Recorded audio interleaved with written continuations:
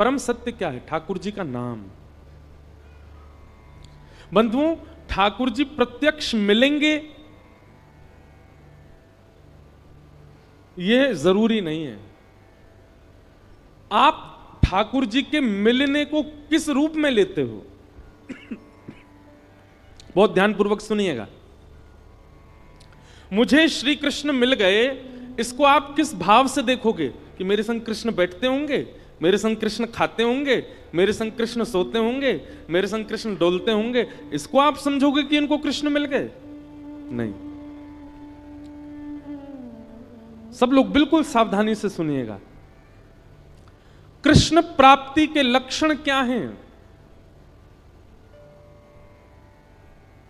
सबसे पहला, आपका हृदय प्रेम से अथाह भर गया हो।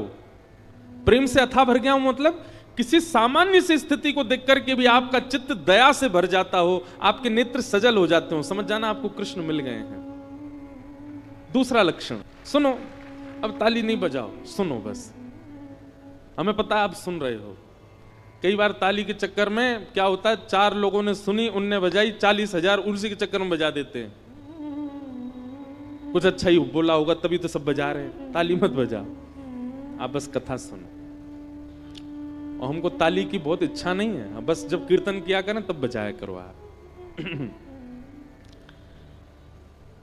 सबसे पहला लक्षण कि आपको कृष्ण प्राप्त हो गए हों तो आपके चित्त में अथाह दया हो जाएगी। अरे सामान्य सी गैया विचरण कर रही है, उस सामान्य सी गैया को विचरण करते हुए आप सोचोगे अरे बेचारी कैसी घूम रही है, ये ऐसी भावना, सहज दया प्रकट होने लग जाए, समझ जो कृष्ण मिल गए। दूसरा, आपके चित्त में विकार उत्पन्न जल्दी नहीं होते हैं, सदैव शुद्ध भाव बने रहते हैं। जैसे कई लोग होते हैं उनके चित्त में बहुत जल्दी विकार आ जाते हैं। किसी के सुंदर रूप को देख लिया तो काम प्रकट हो जाता है, किसी के अति धन को देख लिया तो लोभ प्रकट हो जाता है, किसी की व्यंजनों को देख लिया तो उसके प्रति आसक्ति प्रकट हो जाती है, कहीं पर व्यसन वस्तु देख ली तो उसके प्रति भोग दृष्टि प्रकट हो जाती। समझ रहे ना बात को? पर आपकी स्थिति कैसी? आपकी जल्दी जल्दी विकार उत्पन्न नहीं होते हैं चित्त में। कोई कितना भी रूपवान आपके सामने आ जाए पर आप उसके रूप को देख करके ये विचार नहीं करते कि ये मेरा हो जाए, आप बल्कि उसके रूप को देख के ये विचार करते हो ये इतना सुंदर है तो इसको बनाने वाले ठाकुर जी कितने सुंदर होंगे, ये इतना रूपवान है। बेचारे आदत हो गई आपकी ताली बजाने की, मारी फिर रुक गए, अरे हमको तो बजानी नहीं थी। कोई बात नहीं, पर सुनो, ये हम लक्षण बता रहे हैं। ऐसे लक्षण बहुत कम लोगों में मिलेंगे आपको, पर जिनमें मिल जाए ना समझ जाना इनको कृष्ण मिल गए हैं, इनके चित्त में कृष्ण है, इनके साथ कृष्ण है, इसीलिए इनका स्वभाव व्यवहार ऐसा ही है। तीसरा लक्षण कृष्ण प्राप्ति का क्या है? कोई आपको बोल दे ऐसे ही मजाक में, बोले क्या भोपाल में गंगा जी बह रही हैं, तो आप उस पर विचार नहीं करोगे, आप मान ही जाओगे, अच्छा आ गई होंगी, पहले तो नहीं थी अब आ गई होंगी। इतना भोलापन चित्त में आ जाएगा, आप चतुराई भूल जाओगे, आप अत्यंत सहज हो जाओगे, अत्यंत भोले हो जाओगे, समझ जाओ कृष्ण मिल गए। कोई आपको कह देगा कि आज सूर्य चंद्र एक दूसरे के गले में गलवैयां डाल करके आकाश में बैठे हैं, तो आप मान लोगे इस बात को, आप उस पर चिंतन नहीं करोगे, अच्छा होगा ऐसा, समझ जाओ कृष्ण मिल गए।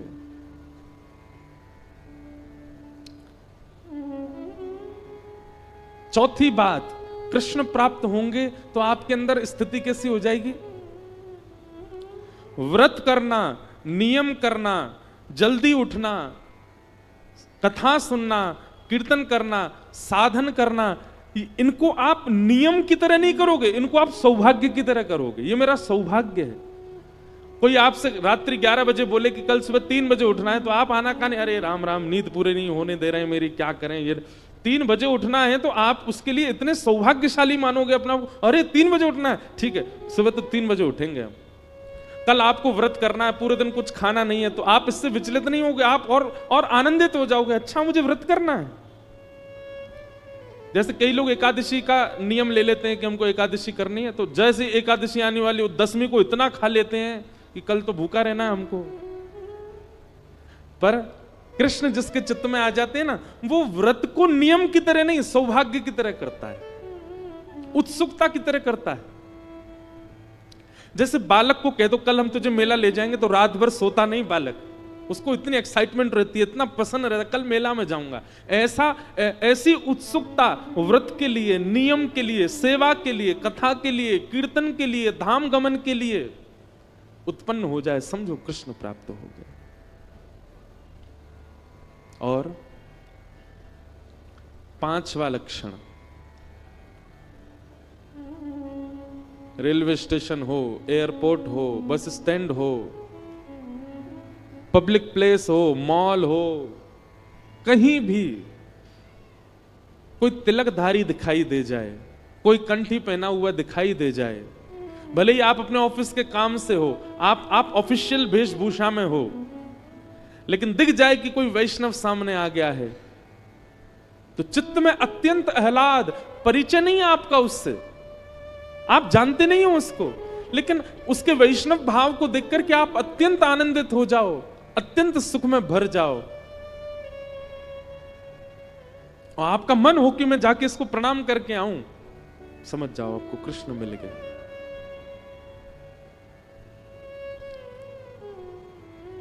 यह कुछ लक्षण हैं कृष्ण प्राप्ति के। कृष्ण मिल जाने का मतलब कृष्ण संग रहेंगे नहीं।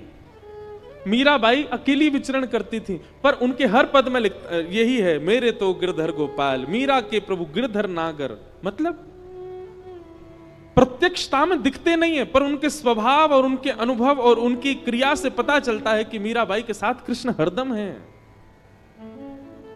ऐसे ही हमारा स्वभाव, हमारे लक्षण, हमारे गुण, हमारी चाल चलन, क्रिया बताती है कि हमारे साथ कृष्ण है कि नहीं।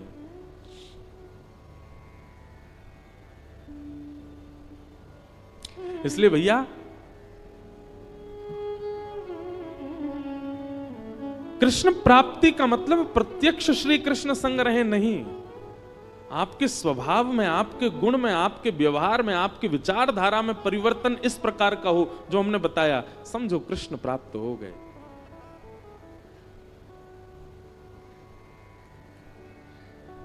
और कृष्ण प्राप्ति की प्रथम सीढ़ी क्या है? नाम जप, नाम संकीर्तन, ठाकुर जी के नाम का निरुध्यासन, स्मरण और निरंतर उसी का चिंतन, उसी से ही यह गति पकड़ेगी। पहला गेर ही है नाम जप, और उसी नाम को ही श्रीमद् भागवत में कहा गया परम सत्य, सत्यम परम धीमहि। हम ऐसे परम सत्य भगवान श्री कृष्ण के नाम को प्रणाम करते हैं, नमन करते हैं, वंदन करते हैं।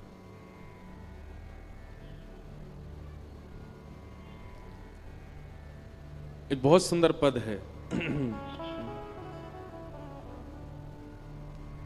राम नाम विसार बंदे, राम नाम विसार बंदे, राम नाम विसार रे, राम नाम विसार। सब लोग गाओ, राम नाम विसार बंदे, राम नाम विसार बंदे, कृष्ण नाम विसार बंदे, कृष्ण नाम विसार बंदे, राम नाम विसार रे, राम नाम विसार रे, राम नाम विसार रे, राम नाम विसार रे। खाली आना खाली जाना इस जीवन का नहीं ठिकाना, खाली आना खाली जाना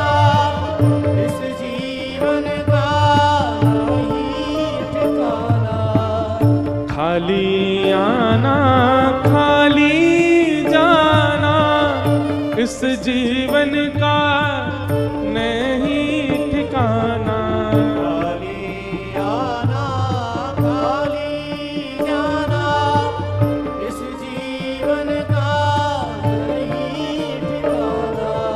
इसमें नहीं कुछ सार बंदे, इसमें नहीं कुछ सार बंदे, इसमें नहीं कुछ सार बंदे, इसमें नहीं कुछ सार बंदे।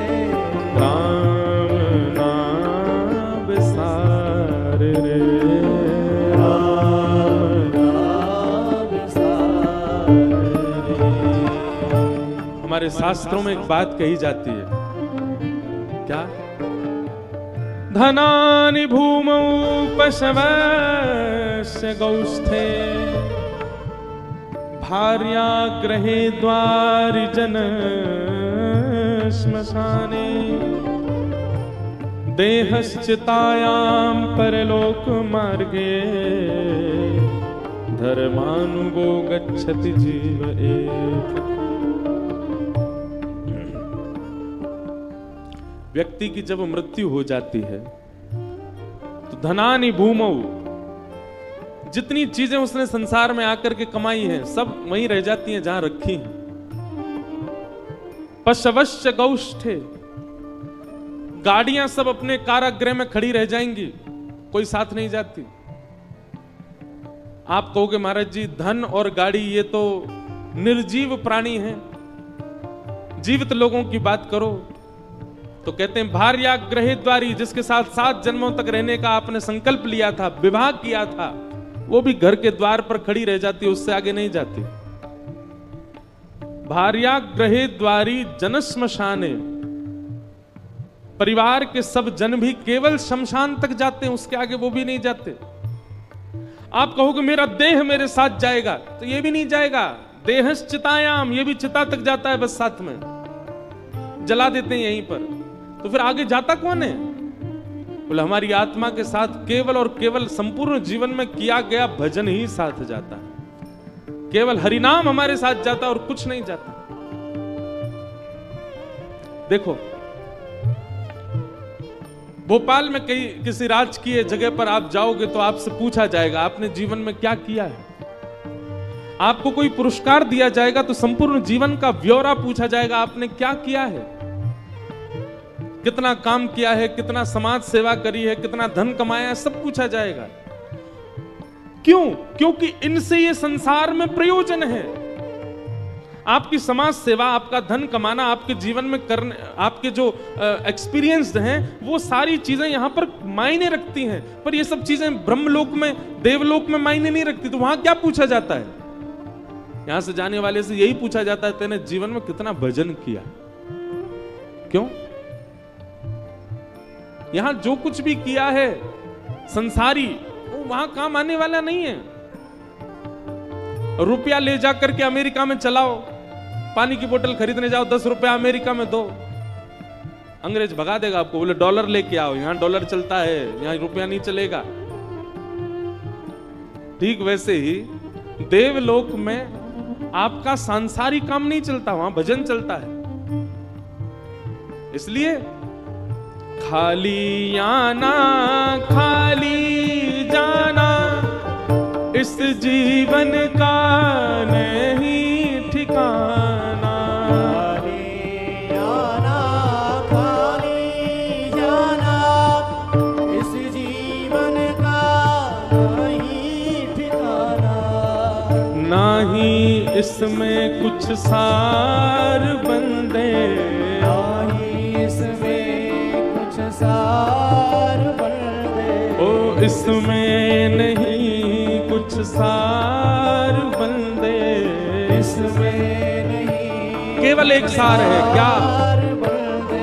हे राम नाम विसार रे, राम नाम विसार रे। राम नाम विसार बंदे, राम नाम विसार बंदे।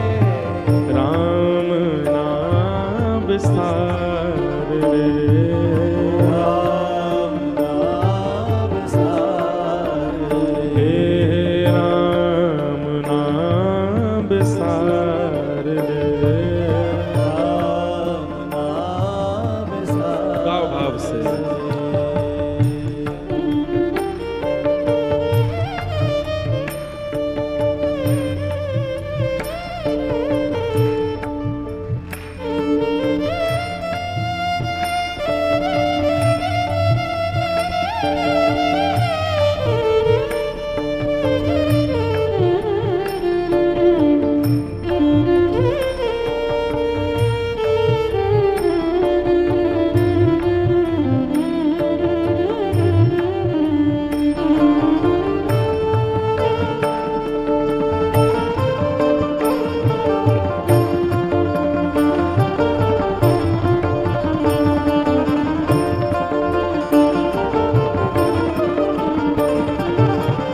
भूले राही सुनते जाना, झूठे जग में ना भर माना।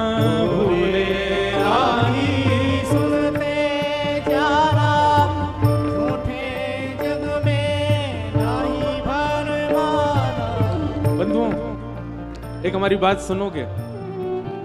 कटु सत्य है, पर संसार में सब लोग, चाहे कितना भी प्रिय संबंधी क्यों ना हो, सब आपसे स्वार्थ से ही जुड़े हुए हैं। बहुत बेसहारा, नहीं, ठीक करो। सब आपसे स्वार्थ से जुड़े हुए। एक काम करो, कुछ दिन घर पे ही बैठे रहो, कुछ मत करो, बैठे ही रहो। सुबह उठो, उठ करके पत्नी से या माँ से, जिससे भी बोलो, रोटी दो, पाओ, फिर पड़ जाओ बिस्तर पे। फिर दोपहर में उठो, फिर पाओ, फिर पड़ जाओ बिस्तर पे। फिर रात में उठो, फिर पाओ, फिर पड़ जाओ बिस्तर पे। रात में दूध पियो 2 गिलास, फिर पड़ जाओ बिस्तर पे। ऐसा कुछ दिन करके देखो। 15 दिन में, हम कान पकड़ के क्षमा मांग के बोल रहे हैं, 15 दिन में बच्चों को, पत्नी को, माँ को, पिता को, भाई को, ताऊ को, दादी को, सबको खलने लगोगे। पहले बढ़िया था, पता नहीं क्या हो गया, पूरे दिन पड़ा रहता, कुछ करता धरता नहीं। क्यों? आप उनके नहीं हो क्या? आप पूरे दिन पड़े नहीं रह सकते? अरे ये तो मेरा परिवार है, इन सब ने मुझे जन्म दिया, इन सब ने मुझे पाल पोस के बड़ा किया, ये मुझे पड़ा क्यों नहीं देख सकते? स्वार्थ है, सबका स्वार्थ है। अन्यथा नहीं लेना बात को, पर कई बार घर का कोई सदस्य बहुत गंभीर बीमारी से रुग्ण हो जाए और डॉक्टर अगर कह दे कि अब तो इसकी सेवा करो घर ले जाके, हम ले तो आते हैं, जो थोड़ा बहुत प्रेम हमारे भीतर बचता है उसके प्रति, उसके कारण हम उसको घर ले आते हैं, उसकी सेवा प्रारंभ कर देते हैं। लेकिन फिर कुछ महीने बाद पता क्या होता है? घर के सदस्य बोलते हैं अब तो भगवान से प्रार्थना, बहुत कष्ट पा रहे हैं, चले जाएं जी। क्या पूरे बिस्तर पे ही सब कर देते हैं, खाते पीते भी अपने आप नहीं, हमको खिलाना पड़ता है। सत्य बता रहे हैं, हम तो पूरी दुनिया में घूमते हैं, हमको तो सब पता है। महाराज जी माँ है, बहुत सेवा करी, हम 4 साल से सेवा कर रहे हैं माँ की, पर अब तो बहुत कष्ट होता है उनको देख करके। अब तो मन ऐसा हो रहा है कि ठाकुर जी अब इनको ले जाएं, बहुत कष्ट पा रही हैं। ऐसी विचारधारा आ भी कैसे सकती है हमारे चित्त में? और इस भाव में केवल आप लोगों को दोषी नहीं, मैं खुद को भी दोषी मानता हूं। संसार में कोई प्रेम नहीं करता, सब स्वार्थी हैं। आपकी एक स्थिति हो जाने पर सब आपको छोड़ देना चाहते हैं। इसीलिए कह रहे हैं, भूले राही सुनते जाना, झूठे जग में नहीं भर माना। झूठे राही सुनते जाना, झूठे जग में नहीं भर माना। भूले राही सुनते जाना, झूठे जग में नहीं भर माना। राही सुनते जाना,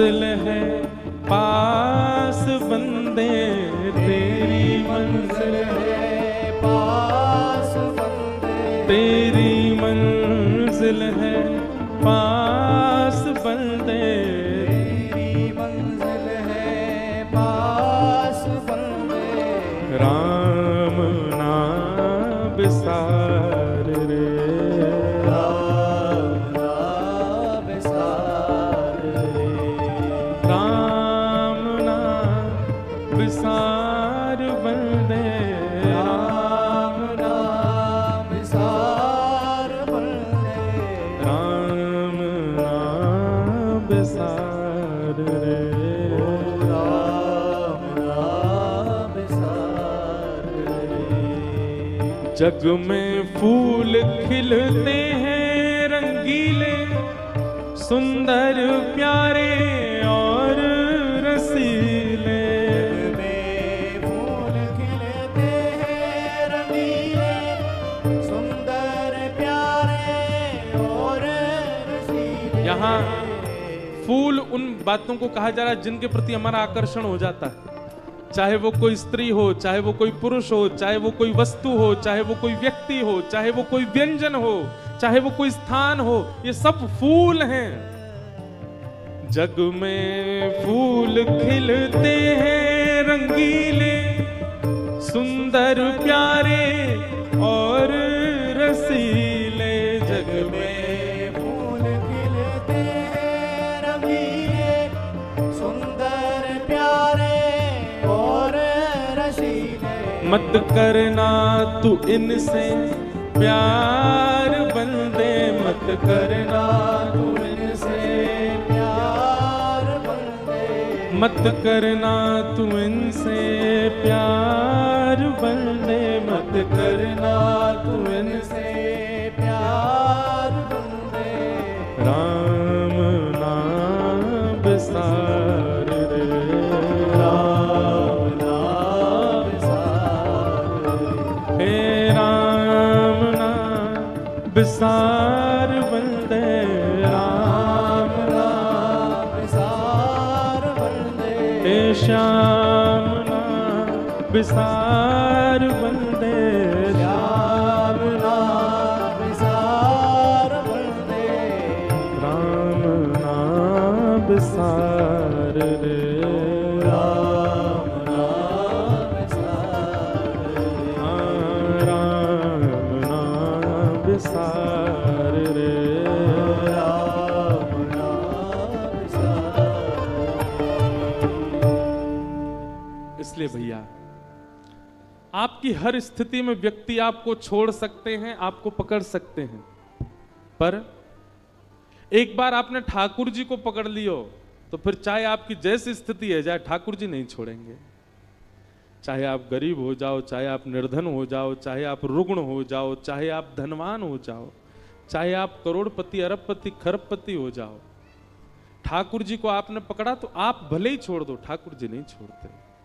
इसलिए नाम को ही साधन मानो,